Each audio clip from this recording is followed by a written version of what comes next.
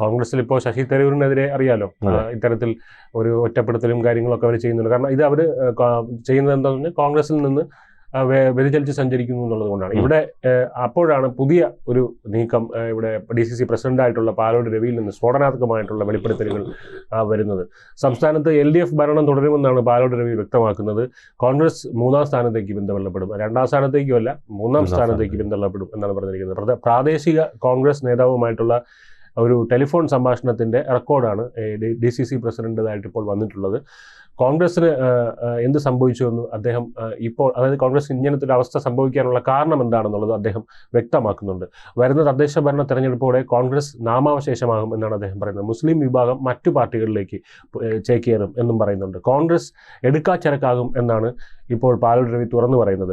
സംസ്ഥാനത്തെ പ്രമുഖ ജില്ലയായിട്ടുള്ള തിരുവനന്തപുരം ജില്ലയുടെ DCC പ്രസിഡന്റിൻ്റെ ഏറ്റവും ഗുരുതരമായ വെളിപ്പെടുത്തലുകളാണ് ഇപ്പോൾ കേരളം ചർച്ച ചെയ്യുന്നത്. പഞ്ചായത്ത് തെരഞ്ഞെടുപ്പിൽ എന്തുകൊണ്ട് UDF 3-ാം സ്ഥാനത്തേക്ക് പിന്തള്ളപ്പെടുന്നു എന്നുള്ളത് അദ്ദേഹം വ്യക്തമാക്കുന്നുണ്ട്. കോൺഗ്രസിൻ്റെ സമ്പൂർണ്ണ തകർച്ചയാണ് പാലോട് രവി ഇതോടെ വ്യക്തമാക്കുന്നത്. വരുന്ന നിയമസഭയിൽ കോൺഗ്രസും UDFും പൂർണ്ണമായിട്ടും താഴെ വീഴും. 60 നിയമസഭാ മണ്ഡലങ്ങളിൽ BJP എന്താണ് ചെയ്യാൻ പോകുന്നതെന്ന് നോക്കിക്കോ എന്നൊക്കെയാണ് അദ്ദേഹം പറയുന്നത്.